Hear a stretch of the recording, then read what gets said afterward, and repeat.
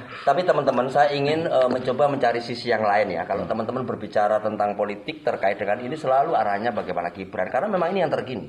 Ya. Tapi saya ingin mengatakan bahwa kekuasaan itu berbahaya dan ujian cobaan luar biasa. Kekuasaan itu membuat orang jadi lupa daratan. Ya.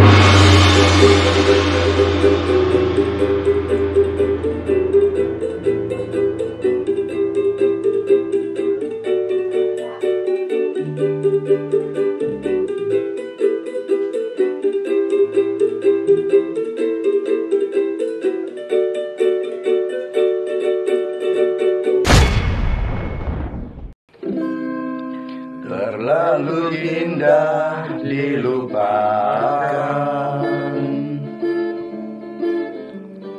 terlalu sedih dikenangkan. Setelah aku jauh berjalan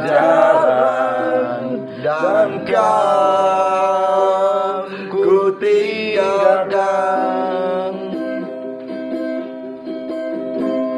betapa hatiku bersedih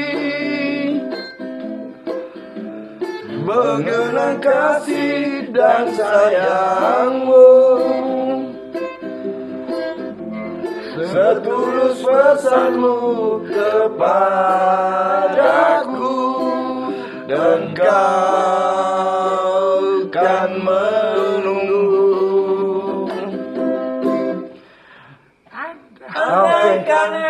Oke teman-teman. Mau diterusin daripada keceklak rusak. Udah aneh daripada begitu. Oke teman-teman, matur kayang. Malam ini adalah pembahasan kita masih seputar pemilu 2024. Tentang apa ini? Sekarang tentang kekecewaan beberapa, bukan budayawan saja, beberapa kekecewaan masyarakat terhadap keputusan MK. Yang berdampak meloloskan Gibran. Itu Gibran lagi. Ya, tidak hanya Gibran, pokoknya keputusan MK yang berdampak meloloskan Gibran itu aja. Gibran lagi emang. Ya. Jadi Gibran. Mau lihat seperti apa kekecewaan mereka? Ini videonya nih. Anda belum pernah di eksekutif yang tingkat provinsi, Anda nggak ngerti jadi presiden nanti. Ini bukan soal belajar coba-coba loh. Ini negara dipertaruhkan untuk 2045. Ketika pada akhirnya Pak Jokowi terpilih, bekerja dengan benar, melayani masyarakat, siap-siap bersyukur Pak Jokowi selesai tugasnya, saya akan mempunyai role model pemimpin yang baik. Ini barometer. Kalau presiden kelak tidak seperti ini, namanya Presiden Belgedes. Batin saya itu gitu. Nah kok terakhir permainannya kok kayak gini? Lalu siapa yang bisa kita percaya? KPK tidak bisa dipercaya lagi. Mahkamah Konstitusi tidak bisa dipercaya lagi. Presiden yang kita sayangi tidak bisa dipercaya lagi. Lalu siapa? Mengharapkan sebenarnya Indonesia punya pemimpin yang bisa diandalkan kata-katanya. Sudah lihat tadi kan beberapa masyarakat yang sangat kecewa atas keputusan itu. Jadi gimana ya tanggapan teman-teman ya, seniman jalanan, pengusaha jalanan, keamanan jalanan, RT jalanan, apa namanya pemerintahan terendah di Republik ini dan pengusaha terendah di Republik ini. Nah, sekarang dari ini dulu deh, dari pemerintahan terendah di bumi Nusantara ini. Pak RT, gimana Pak RT? Saya sebagai pejabat terendah di tingkat bawah, di tingkat akar rumput, saya hanya menghimbau warga saya untuk menggunakan hak pilihnya sesuai dengan hati nuraninya.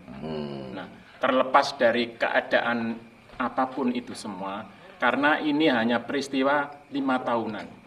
Toh setelah nanti kita 5 tahun bisa pilih lagi mana yang disukai atau selera apa yang disenangi.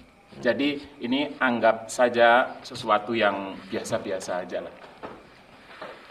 Tadi Pak Moderator sudah menyiapkan kekecewaan masyarakat, tapi setelah Pak RT menyampaikan dengan bijak, jadi nggak kecewa lagi kita. Jadi begini Pak John. Karena apa? Kesimpulannya bijaksana deh.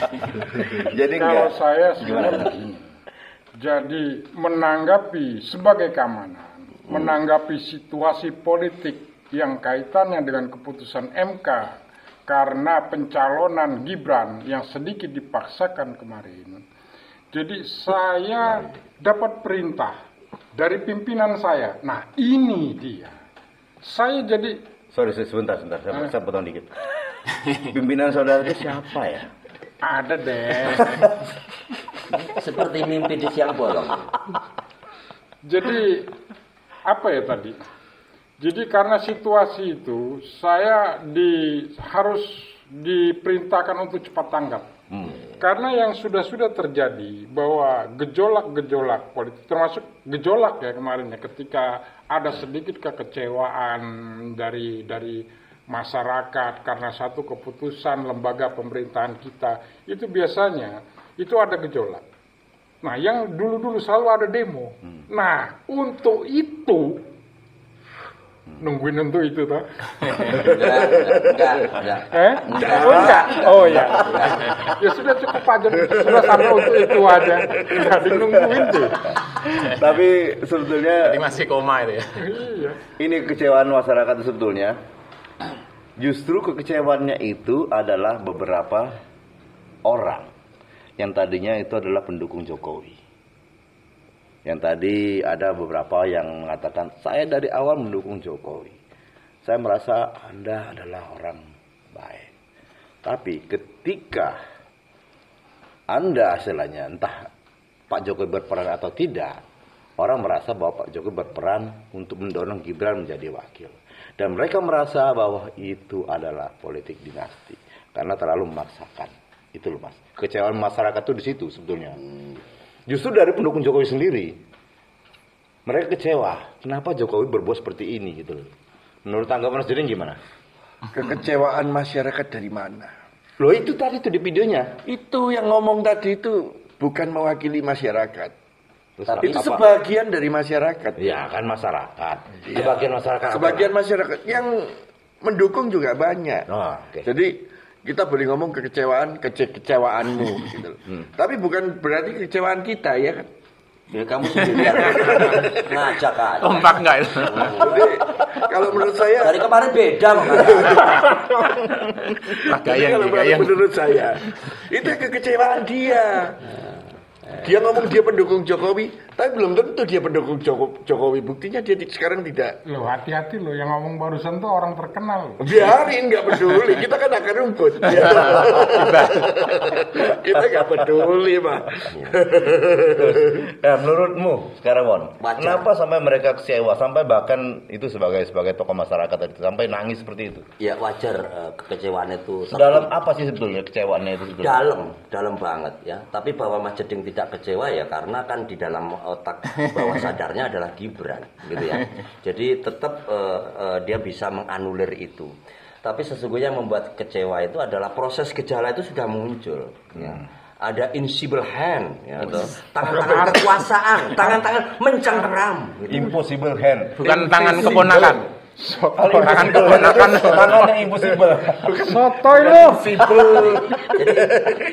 Jadi inside of the blackboard itu bahwa So intelektual. pengamen jalanan. Gitu. Tapi teman-teman saya ingin mencoba mencari sisi yang lain ya. Kalau teman-teman berbicara tentang politik terkait dengan ini selalu arahnya bagaimana Gibran karena memang ini yang terkini. Ya. Tapi saya ingin mengatakan bahwa kekuasaan itu berbahaya dan ujian cobaan luar biasa. Kekuasaan itu membuat orang jadi lupa daratan. Ya, saya justru tertarik seorang filosof yang bernama Diogenes. Dia adalah seorang gembel yang dia itu hanya ditemani oleh seekor anjing. Tidurnya di emperan toko, kayak kalau di sekarang toko lah istilahnya. Raja yang berkuasa pada saat itu mengabdikan dirinya menjadi seorang murid karena filosof ini hebat, Diogenes ini. Ya. Oke, Mas Jeding, jangan memecah perhatian. Jadi gini, asu. Kelamaan filosofinya. Intinya aja yang nggak ada hubungan. Ya, yang tadi ingin saya tanyakan pada Mas Kliwon ini. Enggak, ini saya kekecewaan keputusan MK. Itu saya kecewa, tapi saya lebih kecewa lagi. Kamusnya dapat dari mana? Bahasa Inggrisnya belajarnya dari mana? Kecewa. Sinetron drama itu menarik karena apa? Karena ada pertentangan. Yang menarik di kita karena ada protagonis dan antagonis. Saya lanjutkan. Ini kan ada hubungan kekuasaan kan? Betul. Nah, maka si raja tersebut menawarkan 3. Diogenes, daripada aku menganggap kau adalah seorang guru hebat, maka aku tawarkan 1 rumah, jabatan atau harta. Tadi hubungannya kekuasaan tadi. Diogenes apa jawabannya? Aku tidak akan memilih 3-tiganya. Minggiro, yang kupilih hanya sinar matahari yang kamu tutupi. Itu selesai hidupnya, udah gak mikir materi. Nah sekarang kalau seandainya Diogenes itu adalah seorang jupri, ditawari, berbahaya buat saya. Kalau dia ternyata memilih harta, ya berbahaya Pak John. Ya nggak kaya jadi sombong apalagi sekaya. Pertama itu. Kalau dia memilih jabatan, ada lagi Pak John. Andai kan dia memilih jabatan, akan otoriter. Oh iya, saat ini Jupri, mohon maaf ya, saya tidak merendahkan martabatmu, tetapi dia sangat ringan tangan. Tidak disuruh pun dia kadang membeli nasi padang pakai uang kita, ya. Terus dia beli rokok, ya. Kalau dia punya jabatan bahaya, nyuruh kita dia. Terus tadi jabatan. Yang terakhir apa? Rumah. Berbahaya Pak John. Ada punya rumah sudah ya? Rumah, jabatan, rumah. Rumah berbahaya apabila dia memiliki itu. Dia akan sombong dan congkak. Karena selama ini apa? Setiap akhir bulan dikejar-kejar Pak Kos. Maka ketika dia punya rumah, dia sombong. Hei Pak Kos seluruh Indonesia, saya sudah punya rumah. Sombong. Bahaya. Jadi begini. Kamu ini harus klarifikasi nih, Pri. Dengan tuduhannya dia. Dia bagus tadi. Saya tadi hampir angkat topik ketika dia bicara tentang filosofi. Keseniannya malah pengen nyerang gitu. Nah, itu menjebloskan filosofinya gitu loh. Jadi sebenarnya dia perlu juga diperiksa sebenarnya. Pak John, ketika kita membahas tanaman ini, ya, membahas ini, maka kita harus membahas apa energi yang ada di sini. Ketika Jupri dikasih tema membahas ini, yang dia bahas bagaimana cara membuat pot. Terus daunnya ke warna hijau ya, cetek dia bergini. Kalau kita filosofinya yang dalam, memberikan pencerahan, pantas mereka berteriak gibah gitu. Kepada siapa tujuan itu? Jadi supaya meyakinkan bahwa Kliwon ini dalam filosofinya Mas Jeding. Ojo guyu tak sampean. Saya ingin mengulik ini Mas Jeding, yang pernyataan yang terakhir tadi tuh. Jadi dia bilang begini tuh, saya tidak butuh rumah, saya tidak butuh harta, saya tidak butuh jabatan. Yang hanya yang dibutuhkan adalah cahaya yang kamu tutupi. Filosofinya apa itu? Sehat jasmani rohani. Dia sudah nggak membutuhkan duniawi, tapi Tuhan menciptakan sinar matahari. Ini adalah rasa syukur yang luar biasa. Udah gak usah dibahas, bahaya betul. Tadi gak nyampe maksudmu? Gak nyampe. Yang saya bingung, apa yang dia katakan hubungannya apa? Gitu. Kekuasaan. Makanya saya bilang, ketika Pak Jokowi dulu luar biasa, ketika diberi kekuasaan, kan banyak persepsi yang luar biasa saat ini. PDI merasa kecewa, merasa terzolimi. Hubungannya kesal. Itu tadi, dia membahas nggak membahas filosofi ini. Udah gak usah dilanjutin, dia kecewa pasti nanti. Ya? Tapi kalau yang ditanya bukan filosof, yang ditanya si Kliwon, itu jawabannya pasti lain. Apa yang kamu butuhkan? Mobil. Ya enggak, dia jadi kemudian kalau Kliwon ketika ditanya tentang pot dan itu tadi dan bunganya, apa yang dia butuhkan? Dia lebih membutuhkan kedamaian hatinya, kedamaian dari teror keluarga, dari tekanan istri gitu. Jadi ya, sebenarnya Pak John, saya kira wajar ya, manusiawi orang itu bisa marah, bisa kecewa. Kalau bahwa ada budayawan kita seperti Bapak Muhammad Gunawan yang terhormat, kecewa ya. Terus Butet Kertarajasa ngirim surat, dibaca apa nggak dibaca kita nggak tahu. Terus siapa lagi Pak John? Pokoknya seniman-seniman dan masyarakat. Itu artinya kalau sampai budayawan, ya, Gusmus juga menunjuk kritik-kritiknya luar biasa bahwa negeri di sini adalah negeri republik ini adalah republik apa katanya keluarga gitu ya. Jadi budayawan itu ketika mengkritik Pak John itu murni karena dia nggak membutuhkan jabatan apa-apa. Emang Gusmus kepengen jadi bupati kan nggak juga. Jadi suaranya adalah suara Tuhan, suara rakyat. Gitu. Tapi ini juga ada salah satu tokoh juga perempuan yang menyatakan begini. Karena kalau politik sudah tidak beretika, bubar kita, pasti. Etiknya nggak tertulis, memang nggak ada gitu. Apalagi dalam riwayat kita berpunya presiden dari mulai Bung Karno sampai hari ini, tidak ada yang going this far ya, sedang menjabat, mengangkat anaknya menjadi, atau mendorong anaknya menjadi cawapres. Dan nyatakan dengan jelas, saya akan cawe-cawe. Itu kan kalimat, bukan kalimat kita. Ini, rezim ini lebih parah daripada rezim Orde Baru. Wih, Pak John, nggak bahaya mengapa? Ini saya mengutip dari perkataan dia. Kenapa begitu? Dia bilang begini, di zamannya Pak Harto, Pak Harto tidak pernah mendorong-dorong anaknya untuk menjadi, misalnya entah itu wakil presiden, entah itu presiden, menteri tidak pernah. Pernah tutut menteri. Itu pun Soeharto sudah menjabat berapa lama. Sementara sekarang, coba. Itu sama dengan pikiranmu ya? Tidak. Aku cuma menyampaikan perkataan tokoh ini. Berarti kamu nggak setuju ya dengan dia ya? Aku sih sebagai moderator sih. Jadi sebenarnya karena kiri oke. Kalau ini sekarang aku masih dulu. Tanggapan sendiri seperti apa? Kalau dia bilang begitu, kalau lebih parah sekarang ini. Enggak, beda. Kalau zaman Pak Harto itu dia menggunakan kekuasaannya dengan kekerasan, dengan bermacam-macam. Tapi Jokowi ini dengan kesantunan. Beda.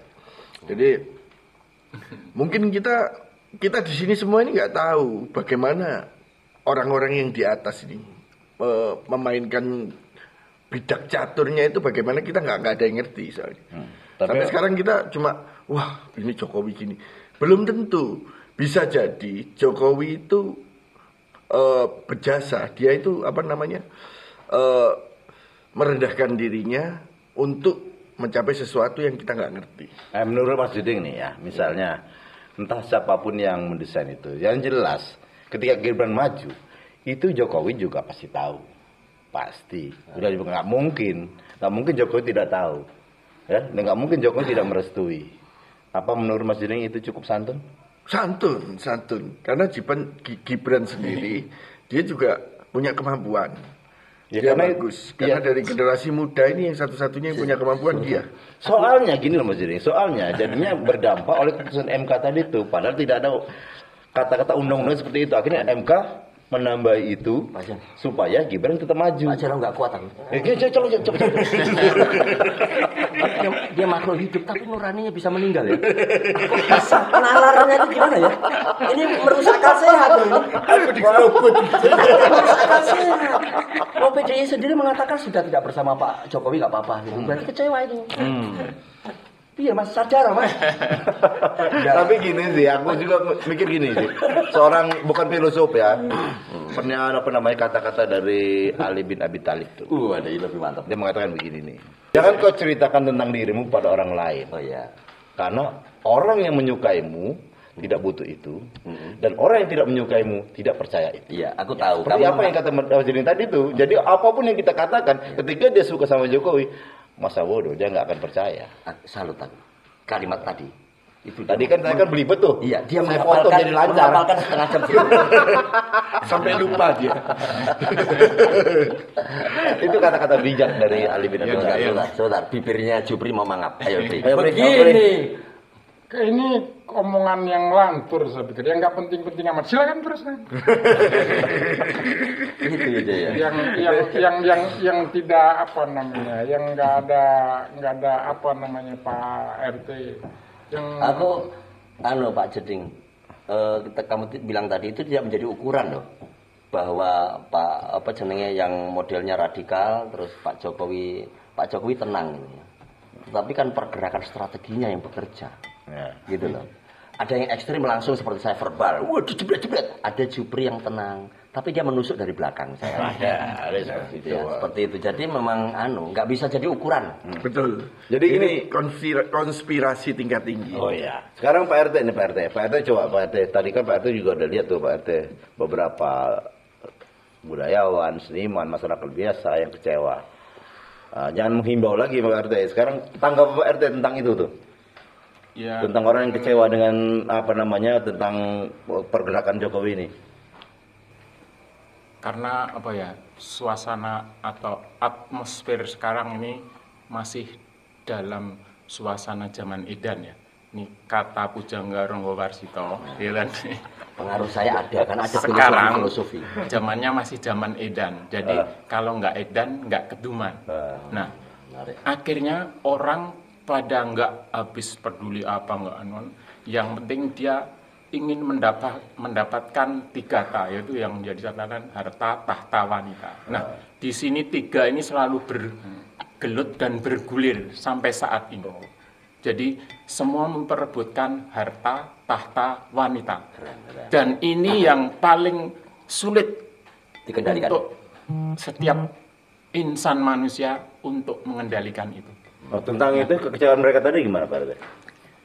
Kekecewaan rakyat sekarang mungkin melihatnya di situasi zaman edan ini, ya ada seseorang yang sebenarnya belum pada saatnya, tapi sudah menginginkan suatu tahta yang lebih tinggi.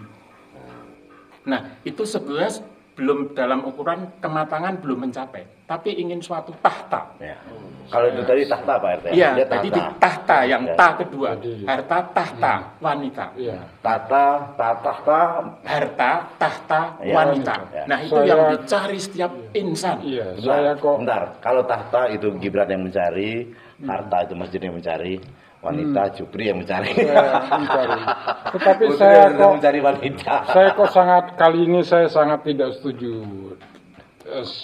kepada Pak RT, pada Mas Mendring sama Mas Ngamen.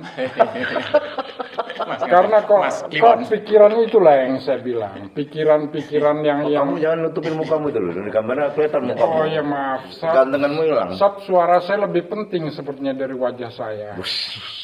Jadi begini, sebenarnya kalau kita bicara wanita, tahta lah, perebutan kekuasaan sekarang, rasanya kok jauh banget. Tapi saya yakin semua yang berpolitik atau calon atau juga Pak Jokowi, negarawan kita lah, semua pasti saya yakin memikirkan nasib bangsa ini, gitu loh.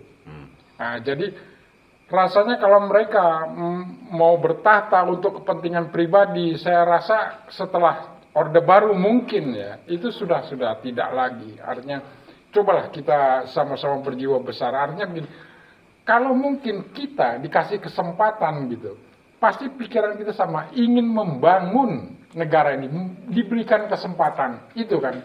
Nah, seperti itulah. Tetapi mungkin jalan ke situ, ada juga yang kepingin lebih gitu, orang satunya yang lebih kepingin. Nah, tapi tujuannya sebenarnya semuanya bukan untuk pribadi lagi, saya. Nah, tentang kekecewaan budayawan atau masyarakat umum lainnya, ya wajar lah gitu lah. Nggak nyambung Pak Jan. Nggak nyambung. Ya, kenapa Mas? Nggak nyambungnya di mana? Gini loh, itu efeknya ya. Ketika saya berbicara sesuatu yang penting terkait filosofis atau apapun, itu yang saya lihat. Pak RT, Pak John dan Kojedin itu bisa tertawa dengan kompak. Jupri tertawa tapi sering terlambat. Artinya jasad tubuhnya dengan pikirannya itu nggak nyambung. Dia kan sudah dikasih kesempatan tadi. Sebenarnya begini Pak John. Kalau saya ngomong, matanya itu kelihatan kosong dan cenderung juling. Jadi dia sebenarnya benar yang dia katakan nggak nyambung, tapi pikirannya nggak nyambung sebenarnya. Dengan pikirannya dan hidup yang dijalaninya aja nggak nyambung. Jadi begini, saya yakin yang lain-lain juga nyambung. Nggak nyambung. Oke teman-teman, nampaknya ini udah berkembang ke masalah keluarga, masalah pribadi. Jadi saya belum selesai Pak John. Tapi nggak usah diteruskan dulu, karena waktunya juga terpanjang. Bikin emosi. Oke teman-teman, motor gayeng. Jadi apapun itu, semua kembali kepada kita masing-masing. Gimana kita berpendapat. Ya. Yang jelas mudah-mudahan pembesar-pembesar negeri ini mendengar masih memikirkan negeri kita. Saya yakin dan kita yakin mereka akan berbuat yang terbaik untuk negeri ini. Itu dan yang saya katakan tadi. Keluarganya. Bukan pikirannya. Pikiran saya kan masih benar. Pikiran saya segera ditutup daripada dia berbazir. Saya mengutip salah satu kata-kata orang bijak. Kalau mau menguji seseorang, kasih dia jabatan.